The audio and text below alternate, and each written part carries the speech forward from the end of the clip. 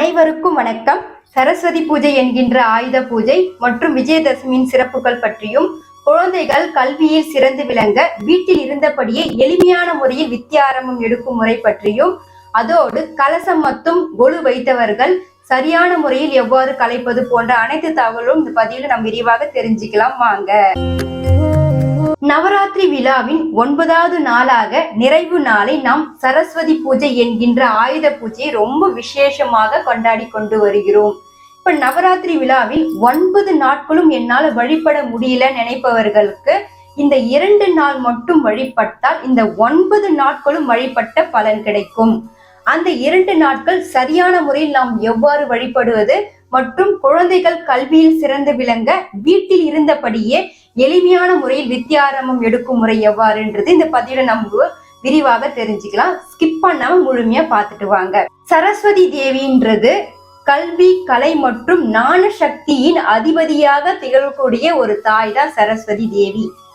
தேவியை நம்ம வாக்தேவி என்று அழைக்கின்றோம். வாக்தேவி என்றால் முப்பெரும் வடிவங்களை கொண்ட சாவித்ரி, காயத்ரி மற்றும் சரஸ்வதி தேவியாக நம்மளுக்கு காட்சியளிக்கிறார். சிவபெருமானிலிருந்து தோற்றம் அளித்ததனால சரஸ்வதி தேவி ஜடமகுடம் தரித்து சந்திரனை தன் பிறை நிலவாக தலையில் சூடிக்கொண்டு அமிர்த கலசத்தை ஏந்தி பிரம்மனின் தேவியாகவே நமக்கு காட்சியளிக்கின்றாள். அதனாலேயே தேவி பிரம்மனின் நாவில் குடிக்கொண்டு ஞான சரஸ்வதியாகவே நம்மளுக்கு அழகாக நம்மளுக்கு காட்சியளிக்கின்றாள். இவ்வளவு சிறப்புகள் கொண்ட தேவி இந்த வருடத்தில் சரஸ்வதி தேவி பூஜை எவ்வாறு எந்த நேரத்தில் செய்வது அப்படின்றத முதல்ல தெரிஞ்சுக்கலாங்க. இப்ப இந்த ஆண்டு பாத்தீங்கன்னா சரஸ்வதி பூஜை எப்போ வந்திருக்கு அப்படின்னு பாத்தீங்கன்னா 11/10/2024 வெள்ளிக்கிழமை காலை 7:25 தொடங்கி 12/10/2024 சனிக்கிழமை காலை 6:08 முடிவடைகிறது. அதே போல விஜயதசமியும் 12/10/2024 காலை 6:08 தொடங்கி ஞாயிற்றுக்கிழமை காலை 4:36 முடிவடைகிறது.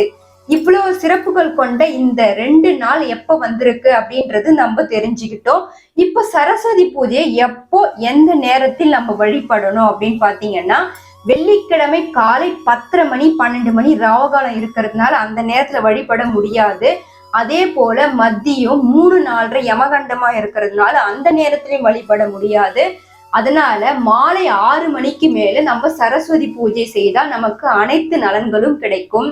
அதனால அனைவருமே 6 மணிக்கு மேல நீங்க சரஸ்வதி தேவிக்கு பூஜைகளை செய்யலாம். இப்போ அம்பாளுக்கு நம்ம எவ்வாறு வழிபாடு செய்வது, கொலு வைத்தவர்கள் எவ்வாறு வழிபாடு செய்யணும்ன்றது ஆல்ரெடி உங்களுக்கு தெரியும். கொலு வைக்காதவர்களுக்கு மட்டும் எவ்வாறு வழிபாடு செய்வதுன்றது தெரியாது. அதனால இப்ப நம்ம தெரிஞ்சுக்கலாம். இப்ப பாத்தீங்கன்னா இப்ப வெள்ளிக்கிழமை சரஸ்வதி பூஜை வந்ததுனால அந்த நேரத்துல தான் போய் எல்லாரும் வீடு கிளீன் பண்றது போன்ற வேலையெல்லாம் செய்வீங்க. தயவு செஞ்சு அப்படி செய்யாதீங்க. ஒரு நாள் முன்ன வியாழக்கிழமையே நீங்க வீடை மொத்தம் சுத்தமா தொடச்சி கண்ணாடி இருந்து டோர் முதல் கொண்டு எல்லா ஃப்ரிட்ஜு, வாஷிங் மிஷின் போன்ற எல்லா பொருட்களையும் நீங்க நல்லா சுத்தம் செஞ்சு சந்தன குங்குமம் இட்டுப்பது ரொம்ப சிறப்பானது. எல்லா பொருளுக்குமே வைக்கணுங்க. கதவு, door, window, washing machine, fridge எல்லா இடத்துக்கும் நீங்க சுத்தமா கழுவி சந்தன குங்குமம் வச்சுக்கோங்க. வச்சிட்ட பிறகு மறுநாள் காலையில வெள்ளிக்கிழமை 7:30 மணிக்கு மேல சரஸ்வதி பூஜை தொடங்குறதுனால மாலை 6 மணிக்கு நம்ம வழிபாடு செய்யணும். இப்போ உங்க வீட்டுல குழந்தைங்கள் படிக்கிற குழந்தைங்க இருந்தாங்கன்னா அந்த படிக்கிற குழந்தைங்களோட நோட்டு புத்தகங்கள், கால்குலேட்டர் போன்ற கருவிகளை எல்லாம் எடுத்துட்டு வந்து சுத்தம் செஞ்சு அதுக்கு சந்தன குங்குமம் வச்சுக்கோங்க. இப்போ உங்க வீட்டுல சரஸ்வதி போட்டோ இருந்தா நல்லா சுத்தம் செஞ்சு ஒரு மண பலகை வச்சு அதுல சிவப்பு கலர் துணி வச்சு அம்மாவை அமர்த்தி அம்மாவுக்கு உண்டான ஜாதி மல்லிகள், தாமரை பூ போன்ற வாசனை திரவியான பொருட்கள் எல்லாம் அம்மாவுக்கு மாலையாக அணிவித்து உங்களால முடிந்த எளிமையான நெய்வேத்தியம் பொரி, அவுகடலை கூட நீங்க வச்சுக்கலாம். அப்படி இல்லைன்னா உங்களால முடியும்னா நீங்க சுண்டல் செஞ்சு நீங்க சக்கரை பொங்கல் செஞ்சு கூட அம்மாவுக்கு வழிபாடு செய்யலாம். உங்களால எவ்வளவு முடியுதோ அவ்வளவு நெய்வேத்தியங்கள் அம்மாவுக்கு வைத்து நீங்க வழிபடலாம். முக்கியமா அம்மாவுக்கு ஒன்று வைக்கணுங்க. என்னன்னு பாத்தீங்கன்னா இப்போ உங்க வீட்டுல படிக்கிற குழந்தை இல்லைன்னா உங்க வீட்டுல இருக்கிற மகாபாரத புத்த, ராமாயண புக்கு, இது மாதிரி புத்தகங்கள் எதனா இருந்தா கூட நீங்க அதுக்கு மஞ்சள் குங்குமம் வைத்து அம்மா முன்னாடி இந்த பொருட்களை வைக்கணும். இதுதான் சரஸ்வதி பூஜை செய்யும் முறை. இப்போ சரஸ்வதி பூஜை எந்த நேரத்துல செய்யலாம்னு பாத்தீங்கன்னா மாலை 6 மணிக்கு மேக செய்யலான்றது தெரிஞ்சுக்கிட்டீங்க. இப்போ ஆயுத பூஜைன்னு சொன்னேன். ஆயுத பூஜைனா என்னன்னு பாத்தீங்கன்னா, இப்போ உங்க வீட்டுல இருக்கிற சிறு சிறு ஆயுதங்கள், அதாவது கத்தி, அரோமனை, கடபாரை, இது மாதிரி சின்ன சின்ன ஆயுதங்கள் உங்க வீட்டுல இருக்கும். இப்போ சைக்கிள், ஸ்கூட்டர் இதெல்லாம் கூட ஒரு ஆயுதங்கள் தான். அது கூட நீங்க அது சுத்தமா கழுவி அந்த பொருட்கள் கூட நீங்க பூஜை செய்யலாம். நல்லா கழுவி சுத்தமா சந்தன குங்குமம் இட்டு அதுக்கு கொஞ்சம் வாசனை தேவையான கதம் பொடிகளை கூட தூவி அதுக்கு கொஞ்சோண்டு மா இலை தோரணம் கூட வச்சு நீங்க பொரிக்கடல தூவி நீங்க வழிபாடு செஞ்சுக்கலாம். உங்க வீட்டுல இருக்கிற எல்லா ஆயுதங்களுக்கும் நீங்க வைக்கணுங்க. அது மாதிரி செஞ்சா இது ஆயுத பூஜை செய்ததுக்கு உண்டான ஒரு பலன். இப்போ இந்த நேரத்துல குழந்தைகள் கல்வியில் சிறந்து விளங்க வித்யாரம்பம் எடுக்கும் முறை எவ்வாறு, அதுவும் வீட்டுல இருந்தபடி எவ்வாறு எடுப்பது அப்படின்றத தெரிஞ்சுக்கலாம். இப்ப பாத்தீங்கன்னா அந்த வித்யாரம்பம் எடுக்கும் முறை கோயில்ல தாங்க ரொம்ப சிறப்பாக செய்வாங்க. இப்போ கோயில்களுக்கு செல்ல முடியாதவர்கள் வீட்டுல இருந்தபடி எவ்வாறு செய்வது அப்படின்னு பாத்தீங்கன்னா, இப்ப எங்க வீட்டுல ஒரு சின்ன குழந்தை இருக்குங்க. அந்த குழந்தைய நல்லா சுத்தமா குழந்தைய குளிப்பாட்டி நல்ல புது ட்ரெஸ் ஆடைகளை அணிவித்த பிறகு பூஜை அறையில கூட்டின்னு ஒரு தட்டுல பச்சரிசி கொட்டிக்குங்க. அப்படி இல்லைன்னா நெல் இருக்குன்னா நெல்லு கூட கொட்டிக்கிறது ரொம்ப சிறப்பானது. தட்டுல பச்சரிசி கொட்டிட்ட பிறகு குழந்தைங்களை நீங்க உட்காந்து உங்க மடி மேல தூக்கி உட்கார வச்சு குழந்தைகளுக்கு அந்த குழந்தைய கை பிடிச்சி ஓம் என்ற வார்த்தையை முதல்ல எழுதுங்க. ஓம் என்ற வார்த்தை எழுதிய பிறகு அதுக்கப்புறம் ஆ அம்மா, அது மாதிரி ஆ என்ற முதல் எழுத்தை எழுதுங்க. இது மாதிரிதான் நீங்க எளிமையா வீட்டில் இருந்தபடியே வித்யாரம்பம் எடுக்கும் முறை. எந்த நேரத்துல இந்த வழிபாடு செய்யலாம்னு பாத்தீங்கன்னா மாலை 6:30 மணிக்கு மேல இந்த வித்யாரம்ப முறையை நம்ம செய்து கொள்ளலாம். ரொம்ப சிறப்பான நேரம். அந்த நேரத்துல செய்யறது ரொம்பவே சிறப்பானதுங்க. நடனம் கத்துக்க போறேன், இசை கத்துக்க போறேன் அப்படின்னு நினைப்பவங்களுக்கு கூட உங்களுடைய இன்ஸ்ட்ருமெண்ட் கூட எடுத்து நீங்க அம்மா முன்னாடி வைத்து வழிபாடு செஞ்சுக்கலாம். இப்ப நாங்க பூஜை எல்லாம் போட்டோம்பா, இப்ப அந்த புக்கை யாருமே தொடக்கூடாதுங்க. தொட்டாது நம்மளுக்கு சரஸ்வதி தேவி அவமானப்படுத்தின மாதிரி, நம்மளுக்கு படிப்பே வராது அப்படின்னு சில பேர் நினைச்சிட்டு இருக்கீங்க. அது மிக பெரிய தவறுங்க. அப்படி செய்யவே கூடாது. பூஜை முடிச்ச ஒரு 10 நிமிஷம் ஒரு 1/4 hour கழிச்சு அந்த புத்தகங்களை எடுத்து நீங்க படிக்கணும். அப்பதான் நிரந்தரமா அந்த தேவி நாவில குடிக்கொண்டு இருப்பாங்க. இது அனுபவபூர்வமான ஒரு உண்மைங்க. இதை மட்டும் செய்ய மறவாதிருங்க. இது ரொம்ப முக்கியமான ஒரு தகவல், தெரிஞ்சுக்குங்க. இப்போ நீங்க இசை கத்துக்குதா இருந்தா அந்த இசையை நீங்க வாசிக்கலாம்.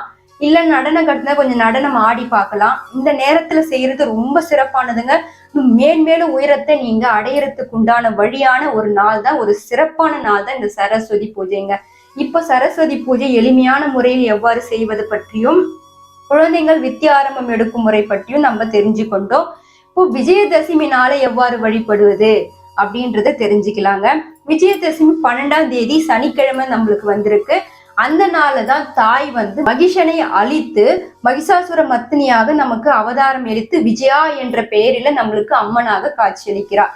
அதனால விஜயா தேவிக்கு நம்ம உரிய பொருளாக மல்லிகை பூக்களும் கொண்டு அலங்காரம் செய்து நெய்வேத்தியங்கள் சுண்டல் மற்றும் சக்கரை பொங்கலை வைத்து நம்ம எளிமையான முறையில வழிபாடு செஞ்சு அம்மாவுடைய அருளை நம்ம பெற்றுக்கலாம். இந்த நேரத்துல நம்ம அம்மாவை வழிபடுவதனால நம் மனதில் இருக்கிற எதிர்மறை ஆற்றல், ஆணவம், கோபம் போன்ற அசுரனை அழித்து நல்குணங்களையே நமக்கு கொடுத்து நம் வாழ்க்கை இன்பமாக மாற்றக்கூடிய ஒரு நாளாக இந்த விஜயதசமி விளங்குகிறது. அதனால மனதார அம்மாவை வேண்டி கேளுங்க. நம் வாழ்க்கையில் இருக்கிற அனைத்து கஷ்டங்களும் போக்கி இன்பமான வாழ்வை கொடுக்க அம்மாவை மனதார இந்த நாள்ல வழிபட்டு அனைத்து சக்திகளையும் நாம் பெற்று எப்போதும் நிம்மதியா வாழ நாளை நம்ம பயன்படுத்தி வழிபாடு செஞ்சுக்குங்க. இப்போ கொலு வச்சவங்க சரி, கொலு வைக்காதவங்களும் சரி, கலசம் வைத்தவங்களும் சரி, எந்த நேரத்துல எவ்வாறு பிரிப்பதுன்ற குழப்பங்கள் நிறைய பேருக்கு வந்திருக்குங்க. இப்போ இந்த வெள்ளிக்கிழமை வந்திருக்கே, வெள்ளிக்கிழமை எப்படி நாங்க பிரிப்பது அப்படின்ற கேள்விகள் இருக்கும். தயவு செஞ்சு கொலுகளை வெள்ளிக்கிழமை அல்லது செவ்வாய்க்கிழமை பிரிப்பது ரொம்ப தவறானது. அதனால நீங்க மற்ற நாட்களை யூஸ் பண்ணி நீங்க பிரிச்சுக்கலாம். இப்ப பாத்தீங்கன்னா சனிக்கிழமை கூட நீங்க பிரிச்சுக்கலாம், அப்படி இல்லை ஞாயிற்றுக்கிழமை கூட நீங்க பிரிச்சுக்கலாம். இப்ப பாத்தீங்கன்னா எப்படி கலைக்கணும் அப்படின்னு பாத்தீங்கன்னா, முதல்ல ஒரு தீப ஆரத்தி, ஒரு எளிமையான நெய்வேத்தியம் அம்மா கிட்ட வச்சுட்டு கற்பூரம் ஆர்த்தி காட்டி, அம்மா இந்த வருஷத்துல நல்லபடியா எங்களுக்கு கொலு அமைச்சு எங்களுக்கு அருள் பாலித்தீங்க, அதே போல வர வருடமும் எங்களுக்கு நல்லபடியா கொலு அமைத்து எங்க வாழ்க்கையில எல்லா கஷ்டங்களும் போக்கி நாங்க செல்வமா வாழணும்னு சொல்லி எங்களை ஆசீர்வாதம்னு சொல்லி அம்மாவை கேட்டு நீங்க மனதார பிரார்த்தனை செஞ்சு அந்த தீபம் அணைந்த பிறகு ஒன்னொன்னா பொம்மைங்களை மெதுவா நகர்த்தி கொண்டு ஒரு அட்டை போட்டியில மெதுவா பாக்ஸுங்களை எடுத்து வச்சு பொம்மைங்களை அடுக்கி நீங்க எடுத்து வச்சுக்கலாம். இப்ப கலசம் வச்சிருக்கணும் என்ன பண்ணன்னு பாத்தீங்கன்னா, இப்ப கலசத்து உள்ள நீங்க தண்ணி வச்சிருந்தீங்கன்னா தண்ணியை வீடு ஃபுல்லா தெளிச்சு செடிகளை ஊற்றி நீங்க வழிபாடு கழிச்சுக்கலாம். இல்ல நாங்க அரிசி கொட்டியிருக்கோம் அப்படின்னு பாத்தீங்கன்னா அந்த அரிசியை நெய்வேத்தியமா செஞ்சு அக்கம் பக்கம் இருக்கவங்களுக்கு அதை கொடுத்து அவங்களுடைய வழிபாடு செஞ்சுக்கலாம். இது மாதிரிதான் கலசம் பிரிக்கும் முறை. முதல்ல தீப ஆர்த்தி காட்டிட்ட பிறகுதான் நீங்க கலசத்தை பிரிக்கணும். இப்ப எப்படி எங்க வீட்டுல நீங்க தேவியா அமர்ந்தீங்களோ அதே போல வருடமும் எங்களுக்கு தேவியாக அமர்ந்து எங்களுக்கு அனைத்து செல்வங்களை கொடுக்கணும்னு சொல்லி மனதார வேண்டி அந்த பிரசாதத்தை நீங்க அனைவர்களுக்கும் பகிர்ந்து கொண்டு நீங்களும் உண்டு வழிபாடு செஞ்சுக்கலாம். இப்படிதான் கொலுவை கலைக்கும் முறை. இப்ப எவ்வாறு கலைப்பது போன்ற அனைத்து தகவலும் இந்த பதிவில் நம்ம தெரிஞ்சுக்கொண்டோம். இப்ப இந்த வழிபாடு பதிவுகளும் உங்களுக்கு பிடிச்சிருந்தா லைக் பண்ணுங்க, ஷேர் பண்ணுங்க, என் சேனலுக்கு சப்ஸ்கிரைப் பண்ணுங்க. நன்றி, வணக்கம்.